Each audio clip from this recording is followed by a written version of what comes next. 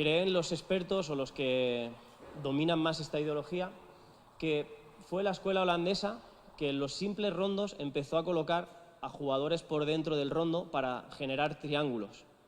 Y a partir de ahí empezaron a darle vueltas y vueltas a no romper el ciclo de juego, porque es la gran diferencia entre un rondo y un juego de posición.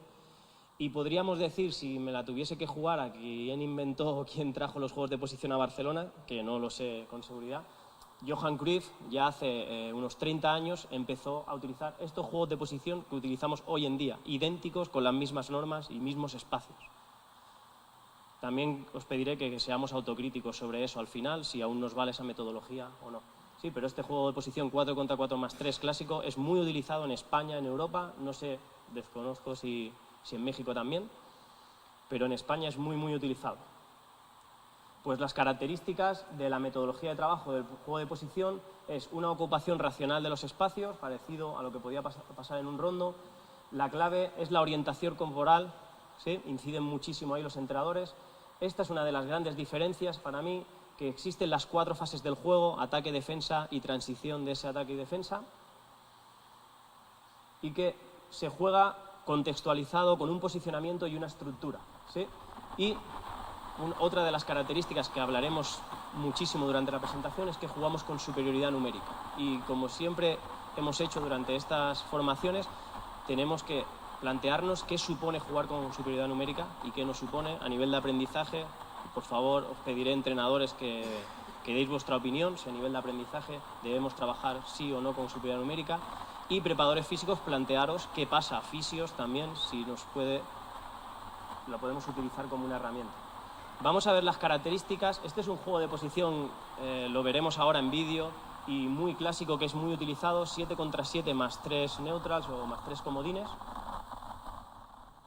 Y la principal característica, como hemos visto, es que se juega estructurado. Si la dirección es hacia donde está el balón, hacia esta dirección, podéis ver más o menos un sistema 4-3-3 con un pivote en medio, 2 interiores, 2 extremos y un punta, pero que lo podríamos utilizar con cualquier sistema, dependiendo cómo nosotros, o el objetivo del entrenador, cómo coloquemos a nuestros jugadores, con 2 pivotes y un media punta, sería un 4-2-3-1 o un 4-4-2 con 2 jugadores por dentro, o un 3-4-3. Creo que tiene infinidad de posibilidades para los entrenadores y para los preparadores físicos, por supuesto. Otra característica es que es posicional, que podemos jugar esos juegos utilizando a nuestros jugadores en su ubicación donde normalmente participan y trabajar con la estructura que nosotros deseemos, ¿sí? Miramos, como veis en la imagen, centrales, pivotes, en un 4-3-3 serían las posiciones. Una de las características que debemos intentar respetar durante esos juegos de posición es que hay que respetar, o los jugadores deben respetar, diferentes líneas y alturas, como habéis visto en la competición. El principal objetivo, como ya hacían los holandeses en el rondo, es colocar a gente por dentro para crear triangulaciones y ayudar a la posesión del balón y a intentar ser dominantes con esa posesión del balón. Vamos a ver características que nos pueden ayudar, preparadores físicos, entrenadores, dónde colocar. Vamos a plantearnos por qué colocamos a los comodines en una posición u otra. Esto va a cambiar comportamientos de los jugadores, va a cambiar datos de carga externa y respuesta del jugador a nivel condicional y cognitivo, ¿sí? No es lo mismo colocar al comodín aquí o de interior en función de lo que nos interese, si debemos trabajar con este jugador en esa posición solo en ataque o no. En estas posiciones lo podríamos utilizar, es el mismo juego de posición, solo cambiamos el posicionamiento de los jugadores, pero como ya dije ayer, vigilar dónde colocamos a los comodines, y todo tiene una respuesta.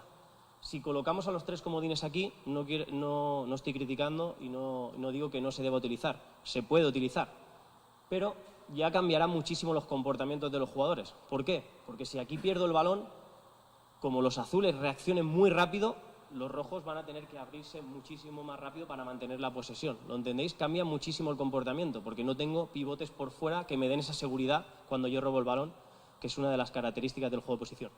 Pero probablemente entrenadores querrían trabajar ese concepto o potenciarlo más, y sería una buena herramienta.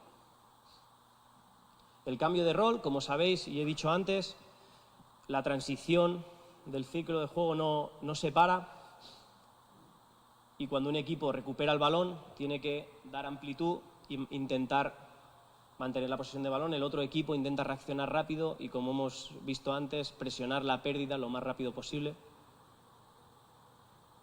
Vamos a intentar indagar un poco más y plantearnos si habéis utilizado estos juegos. Espero que os sirvan las reflexiones que voy a hacer ahora para entrenadores. Está claro que jugamos con ese posicionamiento, pero ¿qué hacemos si solo le damos dirección hacia este lado?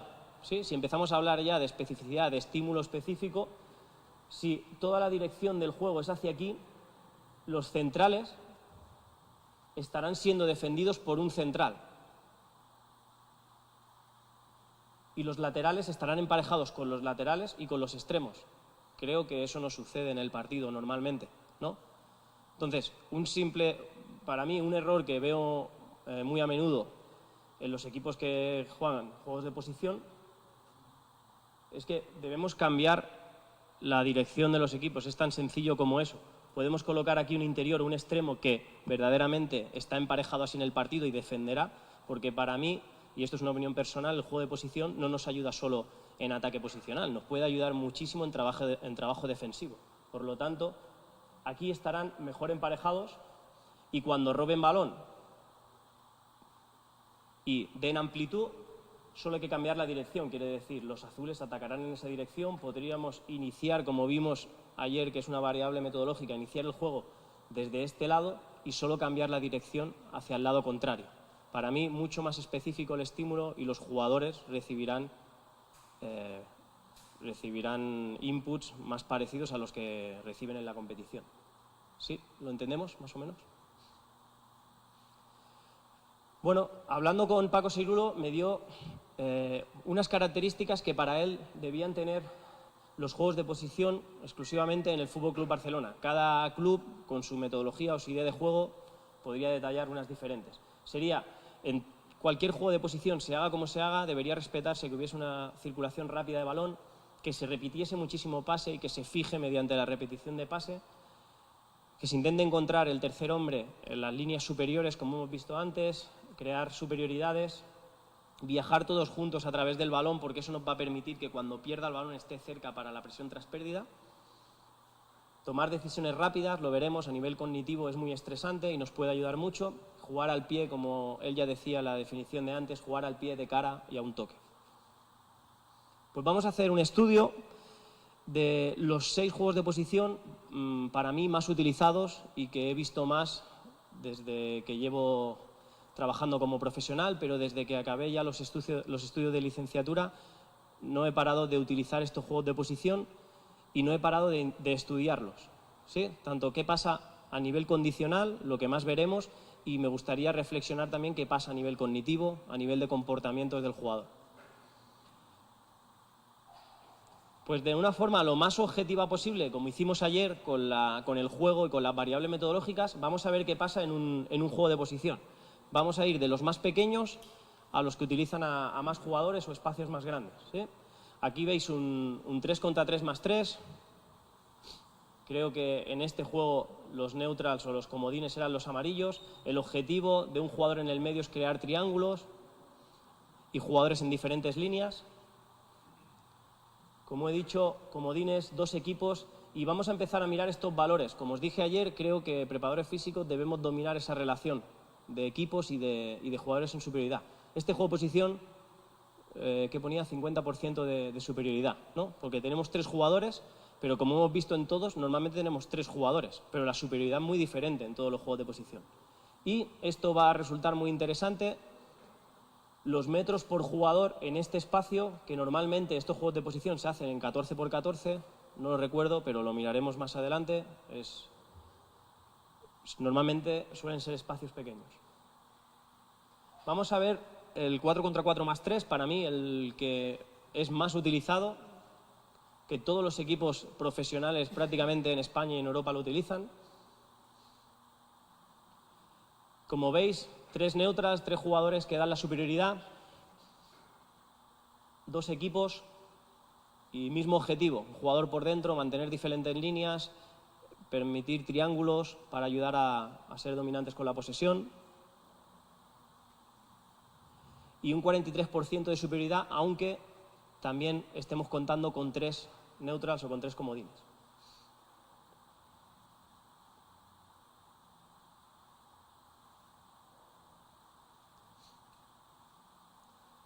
Vamos a seguir analizándolos en vídeo, después miraremos datos de carga externa.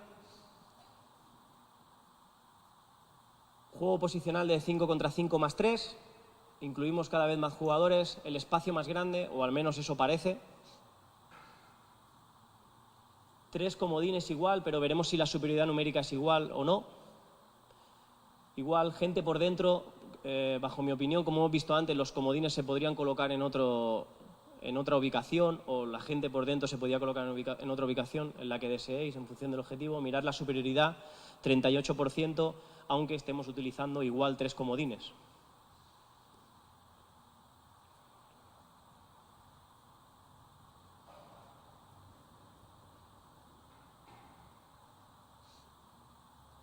Vamos a ir incluyendo jugadores, haciendo el espacio más grande, o eso es lo que parece también.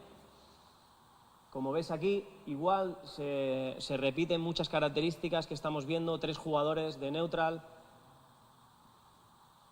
posicionamiento con triángulos o que ayudan a los triángulos, superioridad del 33%, se utilizan igual 3 jugadores, pero creo que entre jugar con un 50% de posesión en el 3 contra 3 más 3 y en este juego de posición con un 33 hay muchísima diferencia. Y el espacio, que podría parecer grande, ahora analizaremos si verdaderamente es grande o no. Pero son 44 metros cuadrados por jugador. Normalmente se utilizan estas distancias de 30 por 22.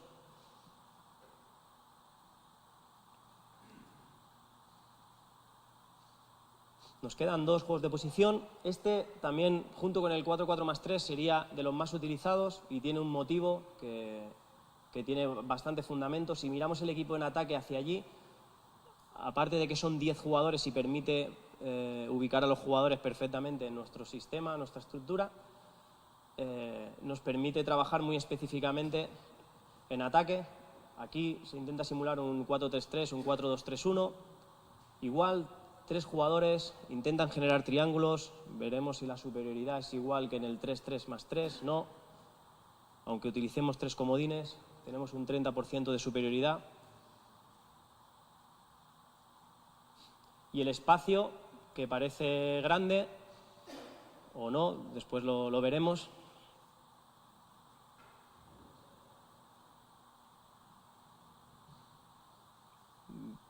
Después deberemos reflexionar si necesitamos estos trabajos o no, porque el profesor Seilulo hace poco nos dijo, y lleva mucho tiempo diciéndolo, que también es importante trabajar en espacios pequeños para sobreestimular a nivel cognitivo.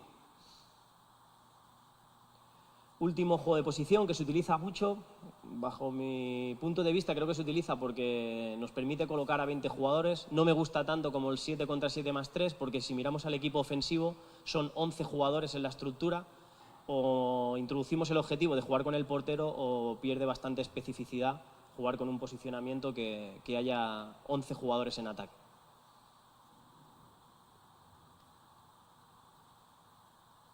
Perdón. 4 neutrals, pero mirar la superioridad porque hay mucha gente y hay 2 equipos de 8 contra 8.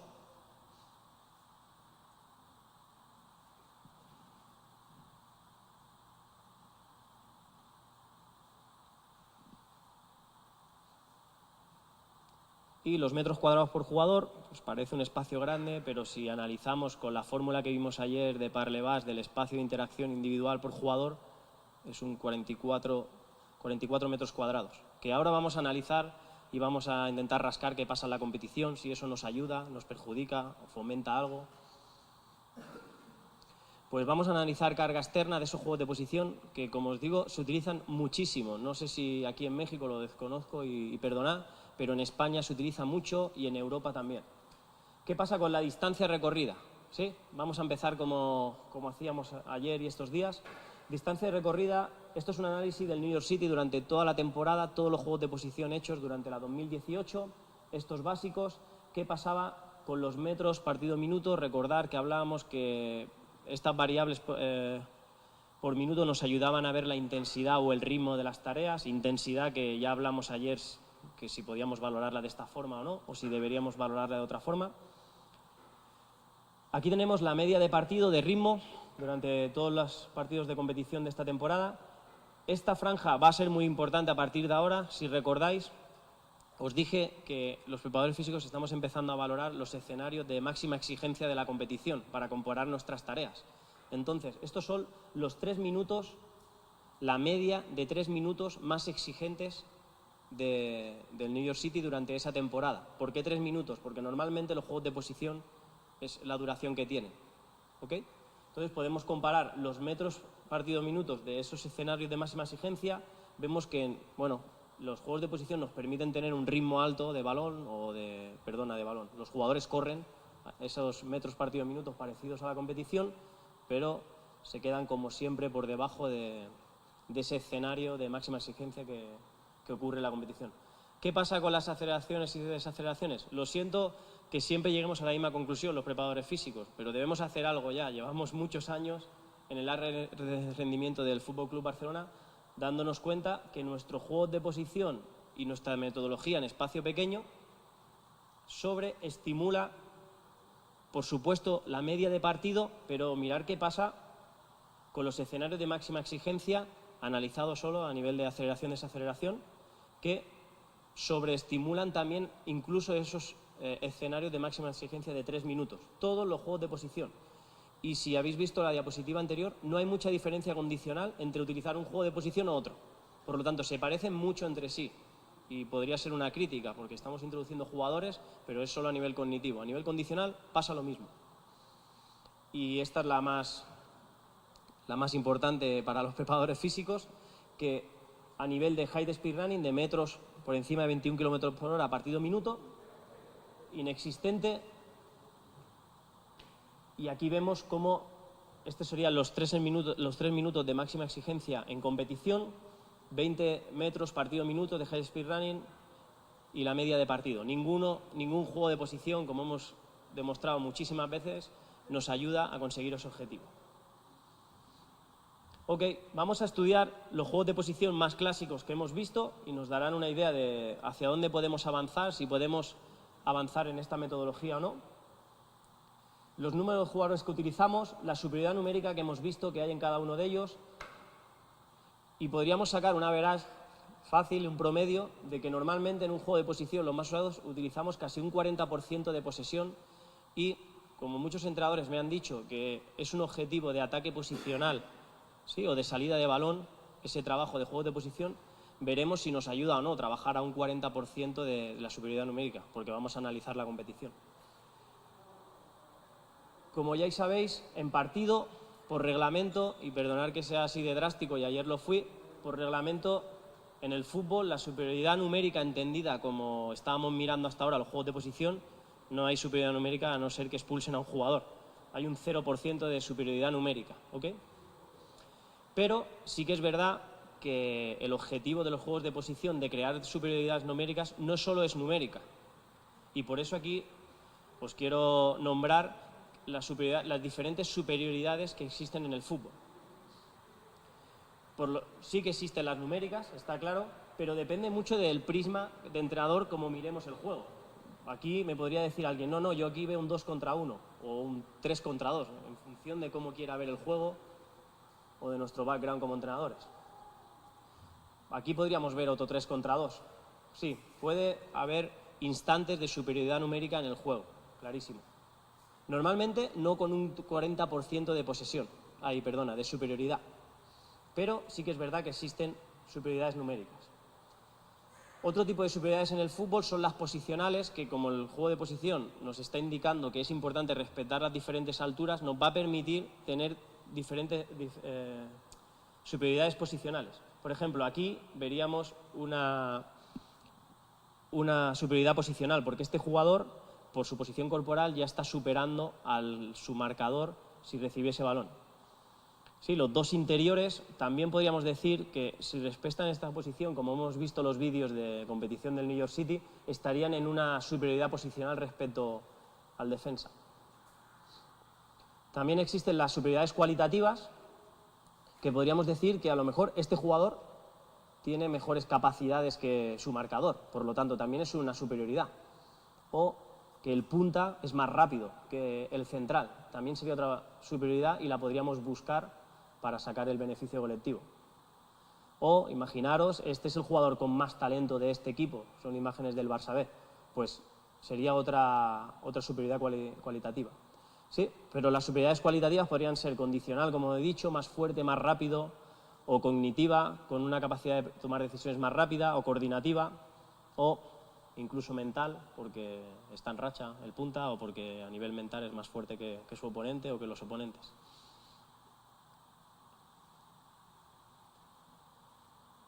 La socioafectiva sería otro tipo. Ya sabemos que hay jugadores que se relacionan mejor y que se entienden mejor, y puede ser, o estamos viendo cómo Messi se relaciona con Jordi Alba, pues sería una superioridad socioafectiva entre esos dos jugadores donde podríamos sacar provecho, y que no solo hay que mirarlo a nivel de números como hemos visto analizando antes. Ok, ayer lo introdujimos un poco. Cuidado cómo utilizamos los comodines. Hay estudios, este estudio de David Casamichana y Andrés Martín nos decía que cuando utilizamos comodines, la carga de ese comodín, cuando lo utilizamos en el return to play, en la reincorporación con el equipo, la carga disminuye, soporta menos carga entre un 10 y un 75%. Un abanico muy amplio en función del juego de posición que se esté realizando. Por lo tanto, hay que conocer el juego. Cuando introducimos a un jugador hay que saber vigilar lo que corre, porque podemos rebajar mucho la carga o puede tener una carga muy próxima a la que están realizando los otros jugadores. Otro estudio sobre los comodines, que también me resulta interesante, sobre todo para los entrenadores, es que introducir comodines se está demostrando que se incrementa el número de pases, ¿ok? Y se disminuyen los errores. Como reflexión, sin dar una opinión clara porque tendríamos que indagar más en estudios, el cometer errores nos hace mejorar, nos optimiza o no. ¿Necesitamos los errores para optimizar a un jugador o preferimos que siempre coja confianza y que no falle nunca pases y que encuentre tanta superioridad, que siempre sea dominante en el juego sin tener que buscar esas superioridades? Y me atrevo a dar un ejemplo de un jugador del Fútbol Club Barcelona que me dijo: Isma, si el objetivo del juego de posición o de nuestra idea en ataque es generar superioridades, no me la des ya. Porque claro, si empiezo el juego y ya tengo un 40% de superioridad, déjame encontrar a mí la superioridad numérica. Reflexión de un jugador que creo que nos tiene que hacer pensar un poco. Bueno, hemos analizado los metros cuadrados. Estos son los metros cuadrados. Si multiplicamos la distancia de ancho y de largo, parece que va en aumento. Como os he dicho antes, parece que cuando utilizamos los pequeños, bueno, tenemos estas distancias, pero cuando utilizamos los grandes vamos aumentando mucho los metros cuadrados.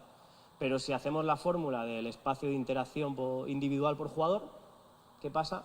Que prácticamente todos son pequeños.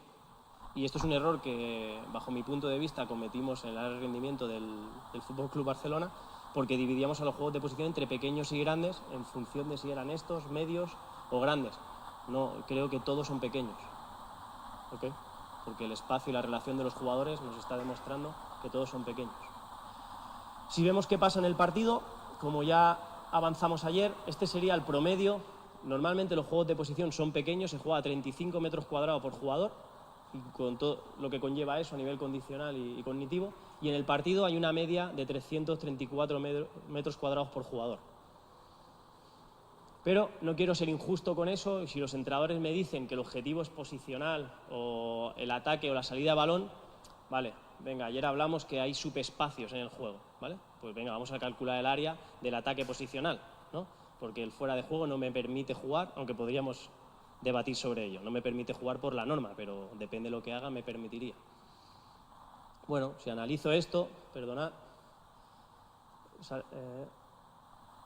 analizo el área por jugador de estos 20 jugadores en este espacio, hay 90 metros cuadrados por jugador. Bueno, se puede parecer a lo que estamos trabajando en los juegos de posición, solo es el doble. Pero bueno, si es la salida de balón y el ataque posicional, no vamos a ser injustos. El portero nos ayuda en todas las jugadas, ¿vale? Pues tenemos muchísimo más espacio. Aunque aquí alguien podría decir, y acertado, que podrías jugar hasta aquí. En este campo se permite jugar, que aún sería más grande la distancia. Bueno, ya 142 metros cuadrados por jugador, 4 veces más de lo que normalmente trabajamos. ¿Sí? Pues si calculo el ataque posicional más portero o todo ese espacio, serían 140 o llegaríamos casi a 200 metros cuadrados por jugador. Ok, vamos a analizar qué pasa a nivel de comportamientos en la competición y cómo lo trabajamos nosotros. ¿Ok? Sería más referente a entrenadores o también a preparadores físicos que se planteasen qué está sucediendo en esas situaciones. Si miramos los más pequeños, que son muy utilizados, y nos fijamos en la competición, por mucho que yo mire el juego, si solo miramos a nivel numérico, si mirábamos a nivel cualitativo también pasaba, no eran grandes superioridades. Pero a nivel numérico, en esta situación de juego, que aquí está el balón, hay 9 jugadores en este espacio, 150 metros cuadrados por jugador, y nosotros lo estamos trabajando en 22 metros cuadrados por jugador. ¿Sí? Con lo que ello conlleva, puede ser que a nivel cognitivo no nos interese. Si miramos la superioridad, que son los valores que estamos mirando, la superioridad es de un 20%, porque es un 5 contra 4, y he sido muy generoso porque he metido a este jugador, si no sería un 0%. Pero nosotros lo trabajamos, situaciones de juego con 9 jugadores o la relación de 9 jugadores, en un 3 contra 3 más 3 con un 50% de superioridad numérica. Vamos a mirar otra situación de juego, que no sea que la foto ha caído de esa forma. Si miro esta situación de juego, hay superioridades numéricas, pero como veremos más adelante, aquí puede haber un 2 contra 1, una igualdad y una inferioridad. Creo que las situaciones numéricas, solo por número, nos las vamos encontrando cuando avanzamos líneas, ¿sí? O cuando progresamos con el balón. Eso nos ayudará a hacernos estas reflexiones a cómo debemos avanzar en la metodología para aproximarnos más al estímulo específico. Bueno, he calculado también el área aquí, 90 metros cuadrados por jugador, el triple, que normalmente, como trabajamos en estas posiciones, más del triple. Y si miro la superioridad, pues normalmente pasa esto. Hay igualdad numérica, hay una superioridad de un instante, pero no un 50, un 40, un 30% de superioridad continua. ¿Sí? Ok, pues si los metros cuadrados son un problema, ¿qué hacíamos los preparadores físicos en el Fútbol Club Barcelona? Pues vamos a hacer los campos más grandes, ¿no? Y bueno, hicimos este estudio con los datos de Marc Guittard del 2017-2018 del Barça B, donde el mismo juego de posición, herramienta para los preparadores físicos, si amplío el espacio, la carga, viendo el HMLD por minuto, que como vimos ayer es una unidad de carga externa de carga calculada, aquí tenemos la media de match day y si aumento los metros, pues hay una relación directa con que aumenta la carga de entrenamiento y el ritmo. Otro juego de posición, 5 contra 5 más 3, mirar ya lo próximo que está del partido, si hago los metros o si hago el espacio más grande. Si utilizo el 6 contra 6 más 3, pasa lo mismo. Incluso mirar, no es el 7 contra 7 más 3, pero más 2, y conseguimos ritmos superiores al partido. Aquí me gustaría ya que un entrenador me interrumpiese y me dijese, sí, pero ¿qué pasa en los comportamientos? Si hago el campo tan grande, con 40% de superioridad, no sé si nos beneficia o nos perjudica.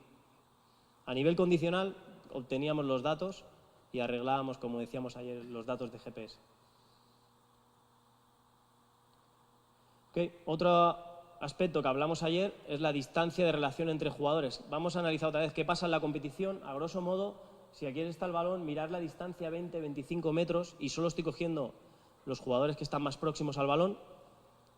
Y si analizo en un juego de posición, el más específico que se utiliza más, las distancias son de 5, 10 metros, 15 y siendo muy generoso. A nivel cognitivo repercute y también hay que pensarlo a nivel condicional. Si repetimos pases de esas distancias, en el partido hay pases, aquí no me permite hacer pases de 80, 60 metros.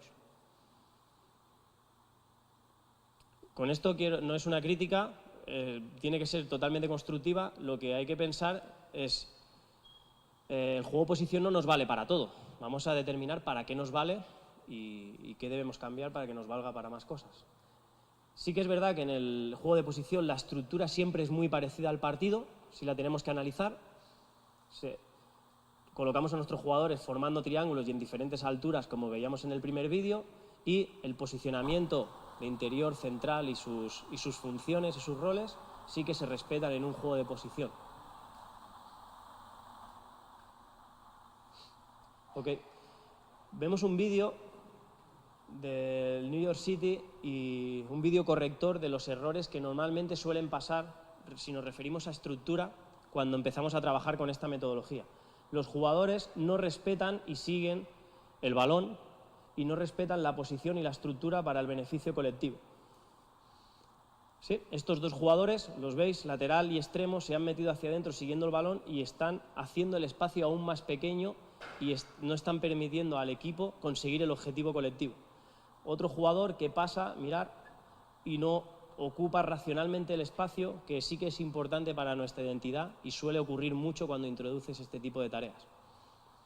Igual este jugador, veis, lateral, ha pasado y se ha introducido, no alarga el campo o no mantiene esa estructura para el beneficio.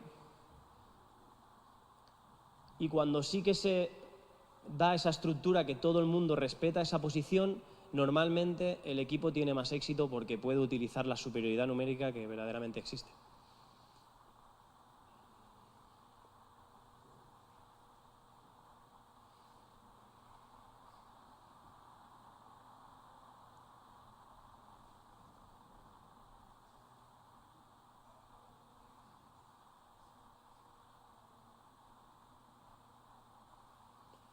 Otro aspecto que debemos incidir muchísimo cuando introducimos esta metodología es cómo reacciona el equipo. Mirar el equipo que estaba en amplitud, lo rápido y lo compacto que ha sido para poder recuperar el balón. Es fácil y sencillo de adquirir.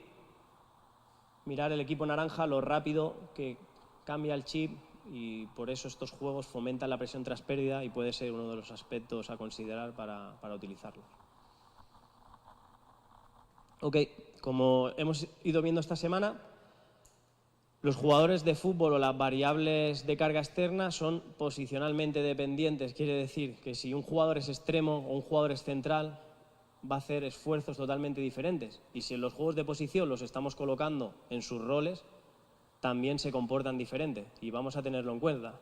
Se comportan como en la competición, en un juego de posición. Pues un análisis de todos los partidos de Liga del New York City del 2018 nos daba, son gráficos muy a grosso modo para entender solo la idea, no vemos el dato real, pero el average del equipo es este: total distance, aceleraciones, desaceleraciones, velocidad máxima y método de alta intensidad en el análisis, y estos serían los datos en comparación con la media del equipo que los centrales hacen, ¿sí? Lo que corren, lo que aceleran y frenan, la máxima velocidad y el high speed run. ¿Y qué pasa en los juegos de posición? Hay que tenerlo en cuenta para nuestros centrales, porque imaginaros, si es un return to play y no quiero que haya muchos metros de alta intensidad, preparadores físicos, ¿para qué lo vamos a colocar de comodín? Si es que aunque no lo coloquemos de comodín no va a haber metros de alta intensidad. No hace falta reservarlo. ¿Sí? Hay que entender el juego, entender nuestra metodología. Entonces, en los juegos de posición, los centrales normalmente corren más que corren en un partido de media.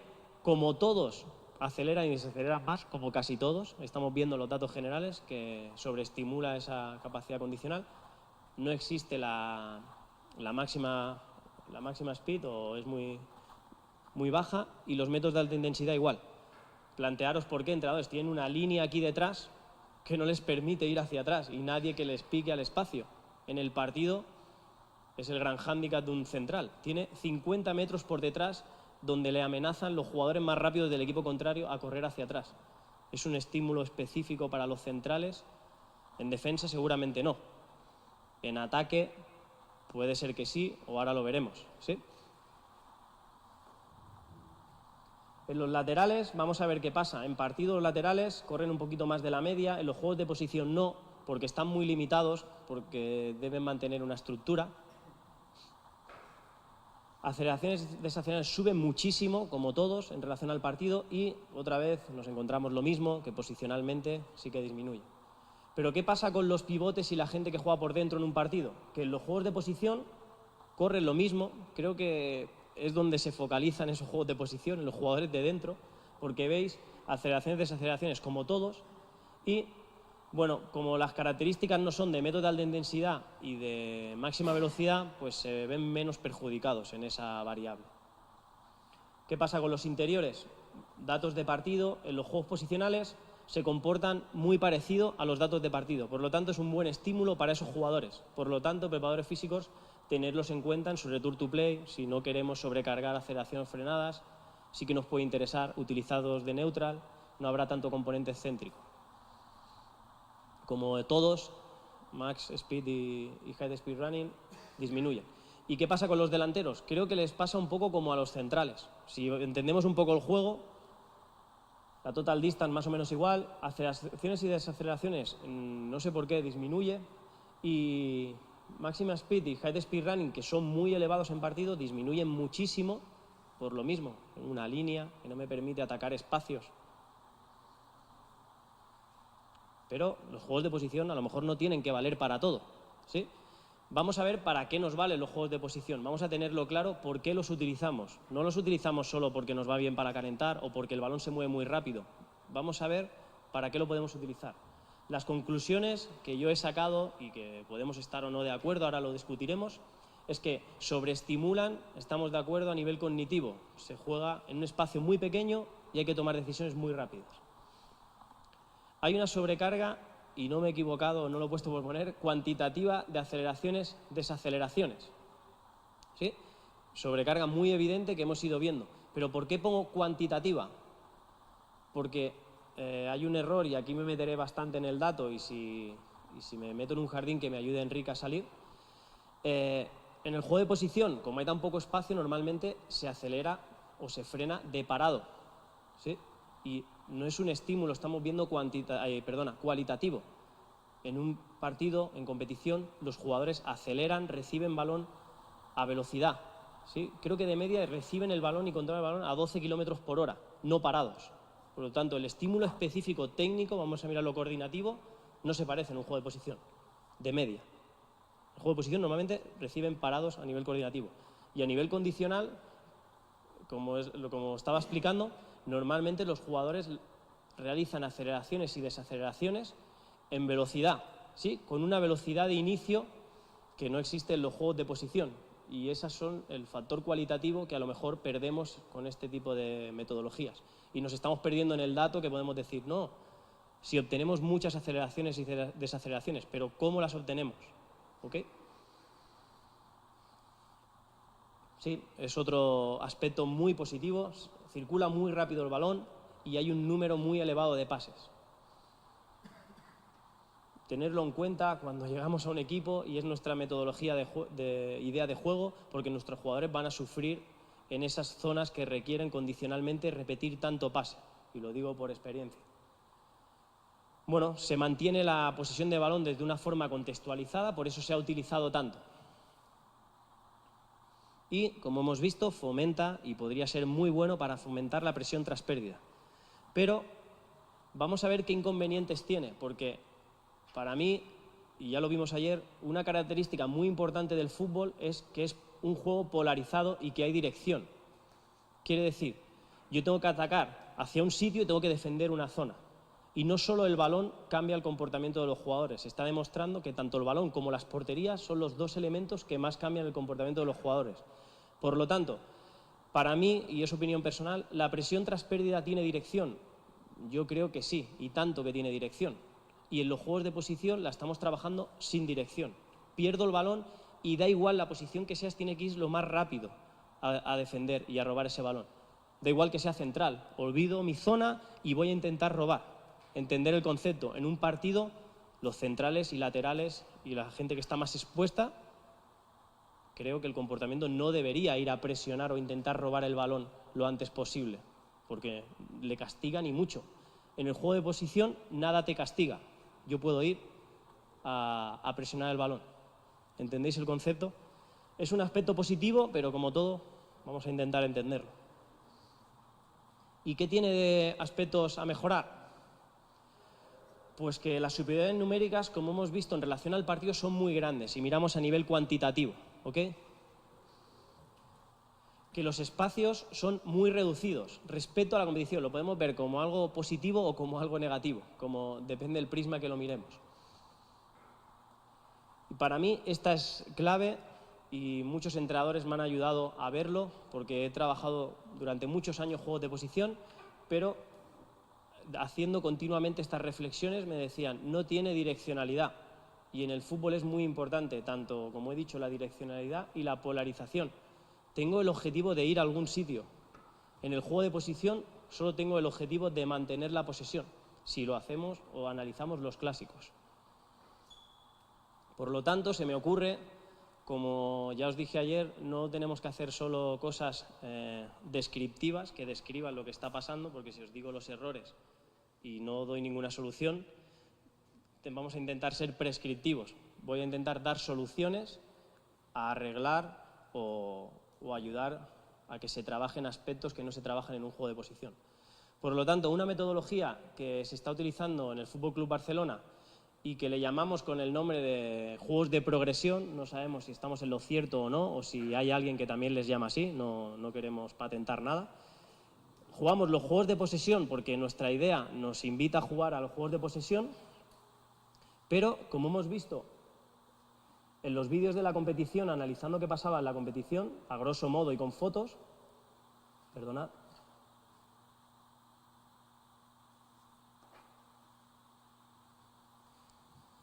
las superioridades numéricas no se dan en el partido como se están dando en un juego de posición clásico. A medida que progreso, normalmente me encuentro en inferioridad numérica. Y cuando estoy en mi propio campo, estoy jugando normalmente en superioridad numérica. Entonces, los Progression Games lo que nos permiten es, en diferentes zonas del campo, trabajar con 2 contra 1, 3 contra 2 o 2 contra 1, o cambiar esa relación de jugadores como queramos. E intentamos introducir la dirección. Hay que llevar el balón de una banda a la otra para conseguir objetivos. Se puede cambiar muchísimo esa normativa y la podemos direccionar hacia donde nosotros queramos, tanto a nivel cognitivo, como estoy diciendo, como a nivel condicional. Porque a nivel condicional, ahora los jugadores sí que van a obtener valores más bajos que en un juego de posición clásico que no tiene limitación. Se parece a un juego de posición, pero intenta introducir esos elementos que nos estamos dando cuenta que no se están produciendo en los juegos de posición clásicos. Lo veréis más claro, disculpad este vídeo, que es muy lejano y el juego de posición es muy pequeño, pero lo veréis más claro en juegos de progresión más grandes. Por ejemplo, en este, ¿sí? Imaginaros que jugáis contra 2 puntas y hay un 3 contra 2 en el inicio. Otro aspecto muy importante que se trabaja en estos juegos de progresión es que, si recordáis, los juegos de posesión que estábamos viendo, se juegan normalmente a 1 o 2 toques y muy rápido y no existen las conducciones de balón. Aquí, como tengo que superar líneas, aquí sí que permito a jugadores salir de su espacio, como tienen que conducir, son ellos los que generan la superioridad. Vamos viendo datos de metros cuadrados por jugador y también podemos arreglar cosas por ahí, porque a nivel condicional ya conseguiremos aceleraciones, desaceleraciones y características más específicas. En la zona central hay una igualdad numérica que la genera este jugador, como nos decía el jugador que no se encontraba esas igualdades numéricas, se las va encontrando ahora, porque conduce y se encuentra una igualdad numérica y es él el que genera la superioridad. Y la superioridad global empieza a disminuir. Creo que es un estímulo más específico relacionado con mejorar el ataque posicional o la salida de balón. El objetivo de este juego en particular era llevar el balón de un lado a otro, por lo tanto hay jugadores que también es posicional, pueden ser centrales, como nosotros queramos, hay infinidad de posibilidades.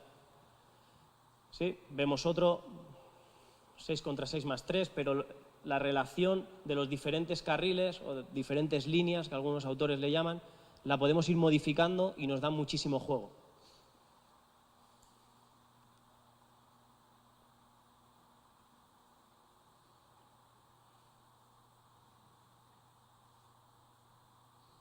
¿Sí? Aún más grandes, fijaros ahora qué pasa con los metros cuadrados por jugador, son más específicos, ¿sí? 8 contra 8 más 2, 3 contra 2 al inicio, igualdad numérica de 4 contra 4, pero se convierte en un 6 contra 4 porque permitimos a 2 jugadores entrar, permite trabajar muchísimos comportamientos que después se dan en la competición.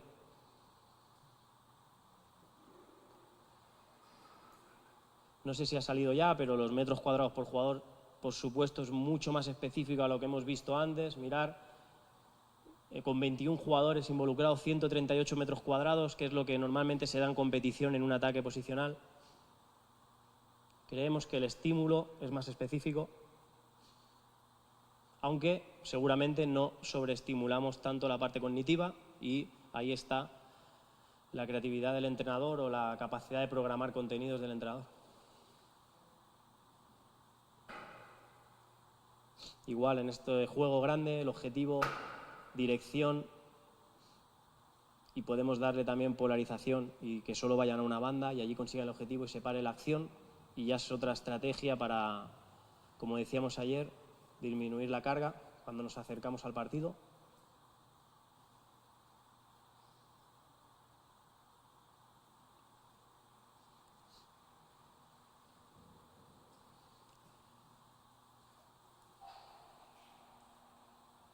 Ok, vamos a ver otras variantes que nos ayudan.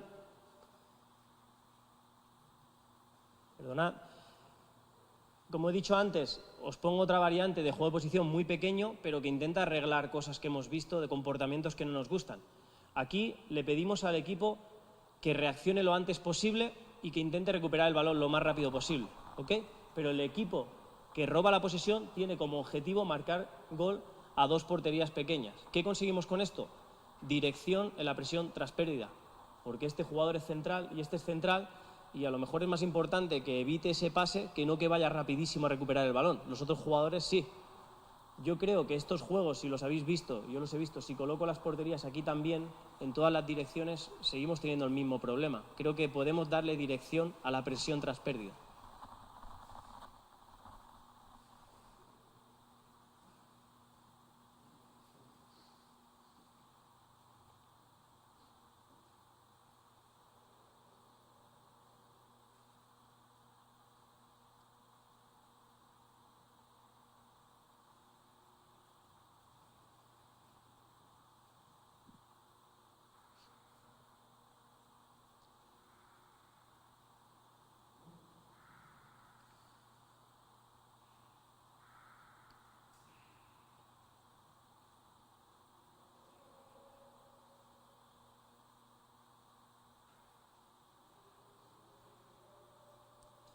Más ejemplos que nos pueden ayudar a contrarrestar esos inconvenientes que podrían tener los juegos de posición. Es un vídeo del Juvenil A del FC Barcelona de esta temporada. Un juego de posición con porterías a los dos lados en función del objetivo que consigan aquí, número de pases o lo que queramos. Se abre a todo el campo y se acaba con una entrada por banda y un centro. Creo, bajo mi punto de vista, que mejoran muchísimas cosas, porque los centrales ahora sí tendrán espacio a la espalda, los laterales y extremos que antes tenían una limitación conseguirán high speed running y acciones muy específicas.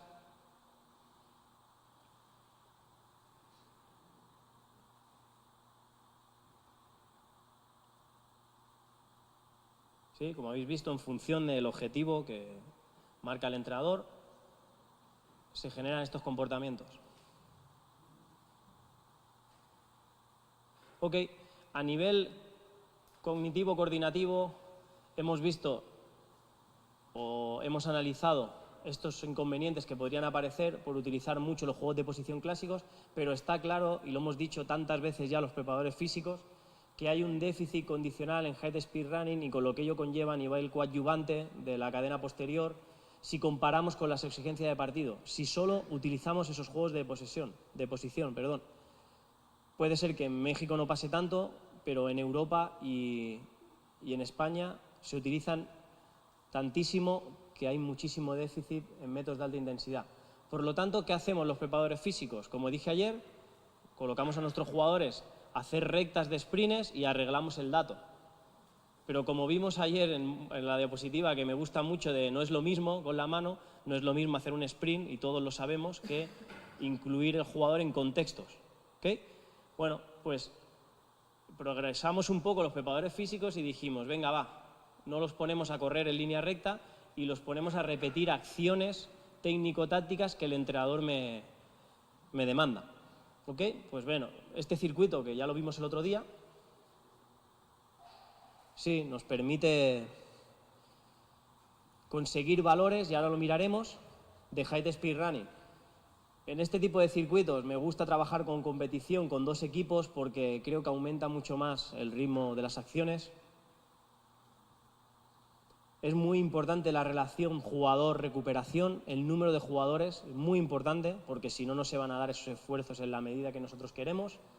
Y el objetivo principal era obtener metros de alta intensidad que se pareciesen a los escenarios de máxima exigencia, ¿sí? A esos 3 minutos o 1 minuto o 5 minutos más exigentes de la competición. Y vamos a ver si lo conseguimos con estos circuitos que podrían tener elementos técnico-tácticos.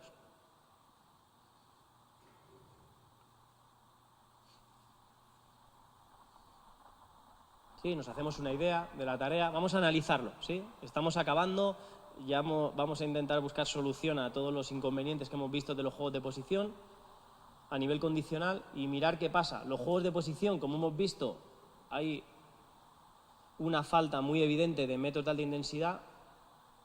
Si lo comparamos con el partido, si lo comparamos con los escenarios de máxima exigencia, es brutal y creo que no estamos protegiendo ni preparando a nuestros jugadores.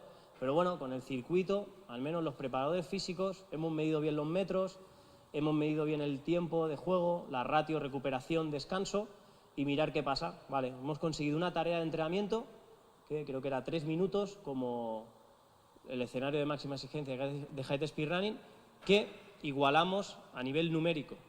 Pero si recordáis ayer, en la herramienta de valoración objetiva especificidad, un circuito de pase, no sé cómo le llamáis aquí, básicos, ¿sí? Contiene muy pocos aspectos que después ocurren en la competición. Por lo tanto, no me iba a despedir ofreciendo una solución que fuese un circuito cuando llevamos 3 días diciendo que tiene muy pocos componentes. Pues como vimos ayer, por si alguno no lo vio en el apartado de resistencia, en la exposición de resistencia, hay soluciones de espacios reducidos o de partidos cortos con algunas modalidades que superan y nos permiten trabajar con carga externa parecida a los niveles de height speed running que hemos visto antes. Pero lo más interesante de este tipo de tareas es que son muy cualitativas, verdaderamente en nuestro deporte existen muchos esfuerzos de estos con una superioridad numérica en transición. Y aquí específicamente es un 4 contra 2 más un jugador que baja replegando, que es el que finaliza. Bueno, sería una propuesta para conseguir ese estímulo condicional que no lo estamos obteniendo con los juegos de posición.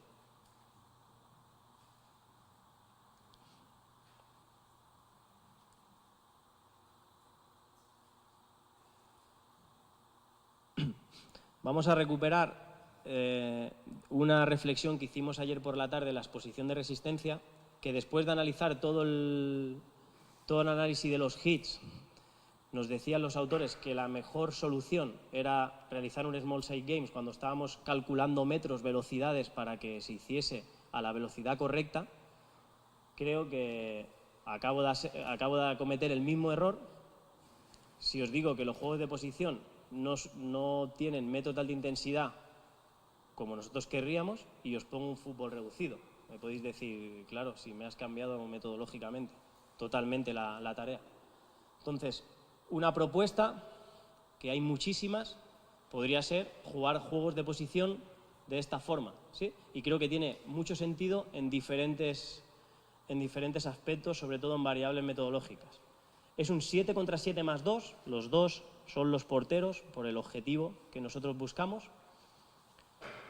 Mirar el espacio de juego, que rápidamente lo calculamos, se juega a 75 por 60 y con 16 jugadores involucrados, 200 metros cuadrados por jugador. Se parece mucho a lo que pasa en competición y como nos dice David Casamichana en sus estudios, cada vez que superamos los 100 metros cuadrados por jugador se van a dar esfuerzos de height speed running. Por lo tanto, aquí se van a dar esfuerzos de height speed running. ¿Es un juego de posición?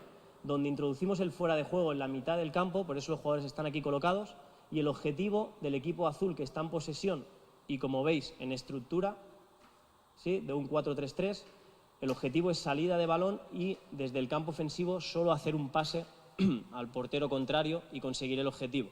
¿Qué me permite eso? Tiene dirección y tiene polarización. Creo que se van a dar comportamientos más específicos que se dan en el juego. Si miramos la superioridad numérica, que lo hemos hecho durante toda la presentación, verdaderamente la superioridad numérica es un 22%, pero es que es muy real con lo que nos está pasando en partido cuando los equipos vienen altos y te hacen presión y el objetivo aquí es salida de balón para el técnico. ¿Qué pasa? Que a la que salten al portero solo habrá un hombre libre y, como sabéis, entrenadores, es muy importante encontrar ese hombre libre en la salida de balón. Pues en este juego fomenta y da muchísima preferencia a que eso ocurra muchísimas veces.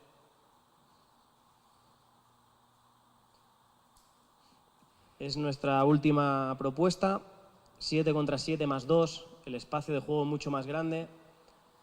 El equipo amarillo es el que intenta atacar en aquella dirección, con un portero que siempre da inicio, importante desde donde se reinicia siempre el juego, y el objetivo simplemente es pasar el balón al portero contrario. Tarea sencilla, pero que vamos a ver qué nos aporta a nivel de comportamientos y a nivel de carga externa. Como los jugadores tienen este espacio a atacar, ¿qué pasará entonces a la espalda de los centrales y delante de los puntas y extremos que picarán al espacio, en este caso de interiores y laterales?